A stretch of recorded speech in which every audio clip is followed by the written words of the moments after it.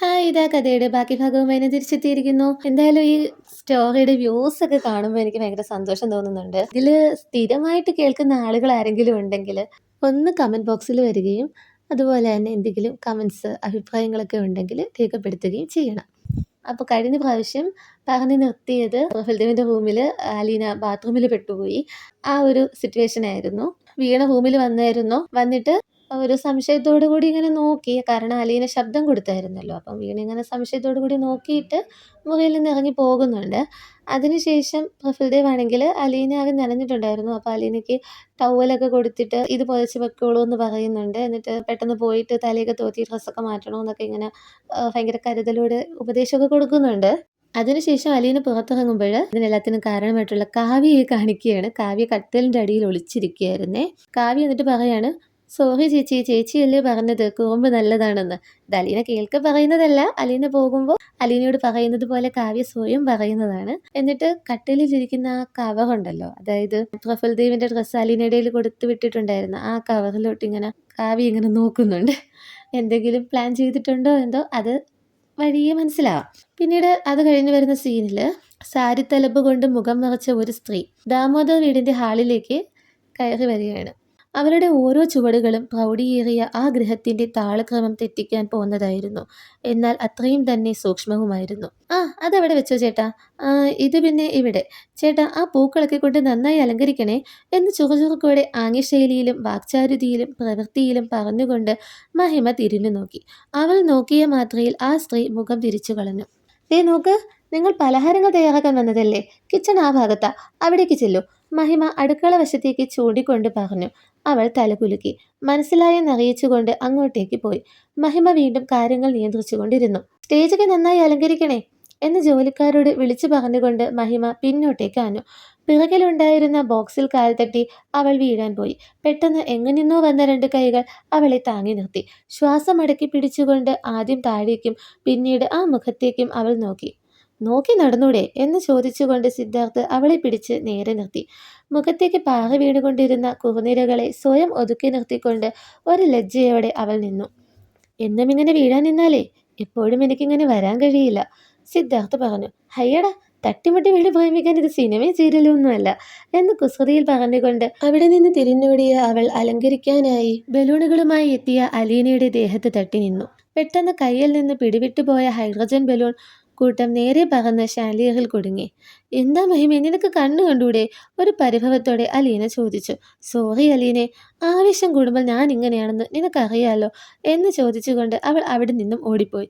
ഒരു നിരാശയോടെ തൂങ്ങി നിൽക്കുന്ന ബലൂണിൽ നോക്കിക്കൊണ്ട് അവൾ മനസ്സിൽ പറഞ്ഞു, ഈ തൊങ്ങലേന്ന് എങ്ങനെയായിപ്പോയി ഇതിനെയൊക്കെ എടുക്കുന്നേ? അപ്പോഴാണ് അവിടെ ഉണ്ടായിരുന്ന ആ സ്റ്റൂൾ അവൾ കണ്ടത്. ഈ 3 കാലിനെ എടുക്കാം എന്ന് പറഞ്ഞുകൊണ്ട് 3 കാലുള്ള ആ സ്റ്റൂൾ എടുത്ത് അവൾ ബലൂണുകൾക്ക് നേരെ താഴെ വെച്ചു. എന്നിട്ട് അതിൻ്റെ പുറത്ത് കയറി ബലൂണുകളെ ശ്രദ്ധാപൂർവം അവിടെ നിന്ന് എടുക്കാൻ ഒരുങ്ങി. എന്നാൽ 2 കണ്ണുകൾ ആ ഷാൻലിയറിലേക്ക് തന്നെ ശ്രദ്ധിക്കുന്നത് അവൾ അറിഞ്ഞിരുന്നില്ല. ആ കണ്ണുകളിൽ ക്രൂരതയായിരുന്നു നിഴലിച്ചിരുന്നത്. സാരിത്തലപ്പ് കൊണ്ട് മുഖം മറച്ചു വന്ന സ്ത്രീയുടേതായിരുന്നു ആ കണ്ണുകൾ. പെട്ടെന്ന് അവരുടെ ഫോൺ ശബ്ദിച്ചു. അവൾ ഫോൺ എടുത്ത് ചെവിയിൽ വെച്ചു. അനുപമ മാഡം, നിങ്ങൾ പറഞ്ഞതുപോലെ തന്നെ ചെയ്തിട്ടുണ്ട്. ദാമോദർ കുടുംബത്തിനെ സന്തോഷിക്കാൻ വിടില്ലെന്ന പ്രതിജ്ഞ നിറവേറ്റാൻ ഞാൻ എന്നും നിങ്ങളോടൊപ്പം തന്നെ ഉണ്ടാകും. ഫോണിന്റെ മറുതലയ്ക്കൽ നിന്ന് വന്ന ശബ്ദശകലം ഇതുകേട്ട അനുപമയുടെ മറുപടി. താങ്ക്സ് ജയൻ, നീ ഇനി ഇവിടെ നിന്ന് പൊയ്ക്കോ. അപ്പോൾ ഈ മനോഹരമായ തൂക്കുവിളക്ക് നാളെ ഒരാളുടെ ജീവനെടുക്കും. ഈ സുന്ദരിയായ ഞാൻ ഇന്ന് അനാഥനായ പ്രഫുൽദേവിന്റെ ജീവനെടുക്കും. വെറുപ്പിന്റെ ഇരുട്ടിൽ നിന്നും വന്ന ക്രൂരഭാവത്തിൽ അവൾ പറഞ്ഞു. അവളുടെ മുഖത്ത് ആവേശത്തിന്റെ തീജ്വാലകൾ ക്രൂരതയുമായി ചേർന്ന് പാറിക്കളിക്കുന്നത് കറുത്ത കണ്ണാടി ചില്ലുകൊണ്ട് മനോഹരമായ മേശയിൽ പ്രതിഫലിച്ചു കാണാനായി. എന്നാൽ ഒളിക്യാമറകൾ നിരന്തരം അവളെ വീക്ഷിച്ചു കൊണ്ടിരിക്കുകയാണെന്ന് അവൾ ഓർത്തില്ല. അലീന ബലൂണുകൾ എടുക്കാനായി പരിശ്രമിച്ചു കൊണ്ടിരുന്നു. എന്നാൽ അവളുടെ നിരാശ ഓരോ നിമിഷവും വർദ്ധിച്ചു കൊണ്ടിരുന്നു. റേഞ്ച് കിട്ടാത്ത കാരണത്താൽ മുന്നോട്ട് നീട്ടിപ്പിടിച്ച് ഫോണുമായി പിന്നിലേക്ക് നടന്നു വരികയായിരുന്നു പ്രഫുൽ. വ്യത്യസ്ത കാരണങ്ങളിലാണെങ്കിലും 2 പേരുടെ മുഖത്തും നിരാശയുണ്ടായിരുന്നു. പിന്നിലേക്ക് നടന്നു വന്ന അവന്റെ കാലുകൾ സ്റ്റൂളിൽ തട്ടി. സ്റ്റൂളും അതിനു മുകളിൽ നിന്നിരുന്ന അലീനയും ആടിയുലയാൻ തുടങ്ങി. പെട്ടെന്ന് ഞെട്ടിപ്പോയ പ്രഫുൽ ഒറ്റ കുതിപ്പിന് തിരിഞ്ഞു നിന്നുപോയി. ആ തിരിച്ചിലിൽ അവന്റെ കയ്യിലുണ്ടായിരുന്ന ഫോൺ നേരെ സോഫയുടെ വക്കിലേക്ക് തെറിച്ചുപോയി. സ്റ്റൂളിൽ നിന്ന് ബാലൻസ് തെറ്റി വീഴാൻ പോയ അലീന പെട്ടെന്ന് പ്രഫുലിന്റെ തോളിൽ താങ്ങി പിടിച്ചു നിന്നു. അവൾ അവന്റെ മുഖത്തേക്ക് പരിഭ്രമത്തോടെ നോക്കി. അവനും ഒരു പരിഭ്രമമുണ്ടായിരുന്നു. എന്നാൽ അത് മറച്ചുവെച്ച് ഗൗരവത്തിന്റെ മുഖംമൂടി അണിഞ്ഞുകൊണ്ട് അവൻ ചോദിച്ചു, "വാട്ട് ആർ യു ഡൂയിങ്?" "ഇതിന്റെ മുകളിൽ കയറിയിട്ട് എന്തെടുക്കുക?" ഒരു ഞെട്ടലിൽ നിന്ന അലീന പെട്ടെന്ന് ശ്വാസം എടുത്തുകൊണ്ട് കുട്ടിത്തത്തോടെ പറഞ്ഞു, "തൊങ്ങലിയിൽ ബലൂൺ കുടുങ്ങിപ്പോയി. അതെടുക്കാൻ ഞാൻ മുക്കല്ലനെയും എടുത്തുകൊണ്ട് വന്നതാ." അപ്പോഴേക്കും അച്ചുവും കാവ്യയും കൂടി അവിടേക്ക് വന്നു. പ്രഫുൽ ഒന്നും മനസ്സിലാകാതെ അവളെ നോക്കി. "എന്താ പറഞ്ഞേ?" എന്ന് സംശയത്തോടെ ചോദിച്ചു. അവൾ എന്തെങ്കിലും പറയും മുമ്പേ ഷാൻലിയറിൽ കുടുങ്ങിയിരുന്ന ബലൂണുകൾ ഓരോന്നായി പൊട്ടാൻ തുടങ്ങി. അതിന്റെ കമ്പനത്തിൽ ഒന്നുകൂടി ഞെട്ടിയ അലീന ചെവി പൊത്തി ഒരു വശത്തേക്ക് ചാഞ്ഞു. ശബ്ദകോലാഹലങ്ങൾ കഴിഞ്ഞപ്പോൾ അലീന താഴെ ഇറങ്ങി വന്നു. അച്ചു ഓടി വന്ന് സന്തോഷത്തോടെ അലീനയെ കെട്ടിപ്പിടിച്ചു. "സന്തോഷത്തിലാണല്ലോ, എന്താണ് കാര്യം?" അലീനയുടെ ശൈലി തെറ്റിച്ചുള്ള ചോദ്യം കൂടിയായപ്പോൾ അച്ചു അവളെ കൂടുതൽ സ്നേഹത്തോടെയും സന്തോഷത്തോടെയും കെട്ടിപ്പിടിക്കാൻ തുടങ്ങി. അതുകണ്ട കാവ്യയും മറ്റൊരു വശത്തു നിന്ന് അലീനയെ കെട്ടിപ്പിടിച്ചു. "കാര്യമെന്താ?" എന്നായി അലീന. അവർ ഇരുവരും അലീനയെ പിടിവിട്ടു. "ചേച്ചിക്കിന്ന് ഒരുപാട് സന്തോഷം തോന്നുന്നുണ്ടെന്ന് എനിക്ക് തോന്നിയിരുന്നു." ഗ്രാമർ തെറ്റിച്ചുള്ള സംസാരം കൂടിയായപ്പോൾ ക്ലിയറായി. ഒരു പുഞ്ചിരിയോടെ അച്ചു പറഞ്ഞു നിർത്തി. അലീന അവന്റെ മുന്നിൽ മുട്ടുകുത്തിയിരുന്ന് അവനെ വാത്സല്യപൂർവ്വം തലോടിക്കൊണ്ട് പുഞ്ചിരിയോടെ പറഞ്ഞു, "മോനെ, എനിക്കിങ്ങനെ സംഭവിക്കുന്നതിന് മറ്റൊരു കാര്യം കൂടിയുണ്ട്. ഈയിടെയായിട്ട് എനിക്കെൻ്റെ മനസ്സിനെ മനസ്സിലാക്കാൻ കഴിയുന്നില്ല, നിയന്ത്രിക്കാൻ കഴിയുന്നില്ല. എൻ്റെ മനസ്സിൻ്റെ താക്കോൽ മറ്റാരെയോ ഏൽപ്പിച്ച പോലെ, എന്തോ എന്നെ പിടിച്ചു വലിക്കുന്ന പോലെ. മനസ്സിനുള്ളിൽ നിറയുന്നതെന്തെന്നറിയാൻ കഴിയുന്നില്ല. എനിക്കറിയാം നീ കൊച്ചുകുട്ടിയാണെന്ന്. ഞാൻ പറയുന്നത് നിനക്ക് മനസ്സിലായില്ലെന്നും വരാം. പക്ഷേ നിനക്കെന്നെ മനസ്സിലാകുമല്ലോ. എൻ്റെ മനസ്സിനുള്ളിൽ ശരിക്കും എന്താണ് സംഭവിക്കുന്നതെന്ന്, അല്ലെങ്കിൽ സംഭവിച്ചുകൊണ്ടിരിക്കുന്നതെന്ന് നിനക്ക് പറയാൻ കഴിയില്ലേ?" അത് ചോദിക്കുമ്പോൾ അവളുടെ കണ്ണുകളിൽ തളം കെട്ടിയിരുന്ന ജിജ്ഞാസ കണ്ടിട്ടെന്ന വണ്ണം 6 വയസ്സുള്ള നിഷ്കളങ്കനായ കുഞ്ഞനുജൻ അതേ ഗൗരവത്തോടെ തന്നെ ചോദിച്ചു, "പ്രണയമാണോ?" അപ്രതീക്ഷിതമായി ഉയർന്നുവന്ന മറുചോദ്യത്തിൽ സ്തബ്ധയായ അവൾ ഒരു ഞെട്ടലോടെ മുഖം തിരിച്ചു.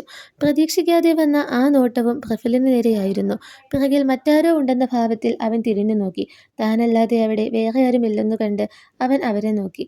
മനസ്സിന്റെ ആഴങ്ങളിൽ അജ്ഞാതമായോ എന്തോ ഒന്ന് തന്നെ എങ്ങോട്ടേക്കോ വലിച്ചുകൊണ്ടു പോകുന്നു എന്ന സത്യം മനസ്സിലാക്കിക്കൊണ്ട് അതിനൊരുത്തരം നൽകാൻ ശ്രമിച്ച അനുജനെ അവൾ പരിഭ്രമത്തോടെ നോക്കി. അടക്കിപ്പിടിച്ച ചിരി പുറത്തെടുത്തുകൊണ്ട് അച്ചു അവളോട് പറഞ്ഞു, "എൻ്റെ ചേച്ചി, ഇത് ഏതോ കഥയിലെ ഡയലോഗ് പോലുണ്ടല്ലോ. എനിക്കറിയാം, ചേച്ചിക്ക് ഈയിടെയായിട്ട് നല്ല സന്തോഷമാ. മാമി വന്ന് പ്രശ്നങ്ങൾ ഉണ്ടാക്കാൻ തുടങ്ങിയപ്പോൾ തൊട്ട് തകരാൻ തുടങ്ങിയ സമാധാനമാ. ഇവിടെ വന്നപ്പോഴാ അത് ശരിയായത്." എന്ന് പറഞ്ഞുകൊണ്ട് അച്ചു പ്രഫുലിൻ്റെ അടുത്തേക്ക് വന്നു.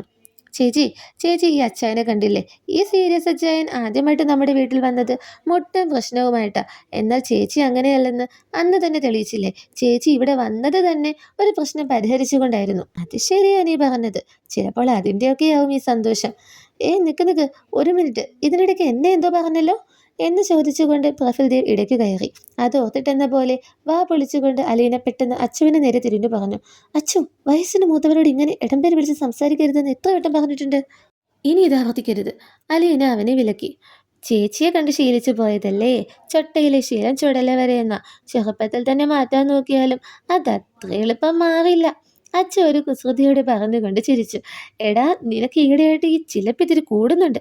അലീന കൈ ഓങ്ങിക്കൊണ്ട് കോപം നടിച്ച് പറയാൻ ശ്രമിച്ചെങ്കിലും പെട്ടെന്ന് ചിരി പൊട്ടി. "പൊന്നോ, ഒന്നിങ്ങ് വന്നേ" എന്ന വിളി കേട്ട് അലീന തിരിഞ്ഞു നോക്കി. മുത്തശ്ശിയായിരുന്നു വിളിച്ചത്. പെട്ടെന്ന് കാവ്യയുടെ മുഖം സന്തോഷം കൊണ്ട് തിളങ്ങി. അവൾ തുള്ളിച്ചാടിക്കൊണ്ട് പറഞ്ഞു, "അശ്വതി മാമി വന്നേ. അലീന ചേച്ചിക്ക് അറിയോ ഈ പൊന്നു ആരാന്ന്? മഹിമ ചെറിയമ്മയുടെ ചെല്ലപ്പേരാ.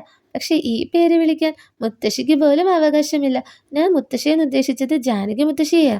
പിന്നെ ആർക്കാണ് അവകാശമുള്ളതെന്നറിയോ? അശ്വതി മാമിക്ക്." കാവ്യ പറഞ്ഞു മുഴുവിപ്പിക്കാൻ നിൽക്കാതെ താഴേക്ക് ഓടിപ്പോയി. അലീനയും അച്ചുവും അവളുടെ പിന്നാലെ ചെന്നു. മനസ്സിൽ വിരിഞ്ഞ അജ്ഞാത സൂനത്തിനെ തിരിച്ചറിയാനാകാതെ കുഴയുന്ന തന്നെയും പ്രഫുൽ ദേവ് കുറച്ചു മുൻപ് അലീനയിൽ കണ്ടതായി ഓർത്തു. ഹൃദയത്തിന്റെ ഭാഷയിൽ പ്രണയമെന്ന് പറയാൻ ആഗ്രഹിച്ച അച്ചുവിന്റെ വാക്കുകൾ സത്യമായിരിക്കുമോ എന്നോർത്തു. പ്രണയമെന്ന വാക്കിനപ്പുറത്ത് അവളുടെ കണ്ണുകൾ തിരഞ്ഞത് തന്നെ തന്നെയായിരുന്നോ എന്നവൻ സംശയിച്ചു. 7 പകലുകൾക്കപ്പുറത്തു മുതൽ ഇന്നുവരെ തന്റെ മനസ്സിലും അവൾ പറഞ്ഞതുപോലെയൊക്കെ തന്നെയായിരുന്നില്ലേ എന്നവൻ ശങ്കിച്ചു. ഒടുവിൽ ചിന്തയുടെ ദിശ മാറിയപ്പോൾ സ്വഭാവത്തെക്കുറിച്ച് അച്ചു പറഞ്ഞ വാക്കുകൾ അവന്റെ ഓർമ്മയിൽ വന്നു. പെട്ടെന്ന് 7 ദിവസം കൊണ്ട് അലീന കാവ്യയെ മാറ്റിയെടുത്തത് എങ്ങനെയായിരിക്കുമെന്നത് അവൻ്റെ മനസ്സിൽ സംശയമായി നിഴലിച്ചു. ഇനി എന്തുണ്ടായെന്നറിയാൻ അടുത്ത പാർട്ട് വരെ വെയിറ്റ് ചെയ്യുക.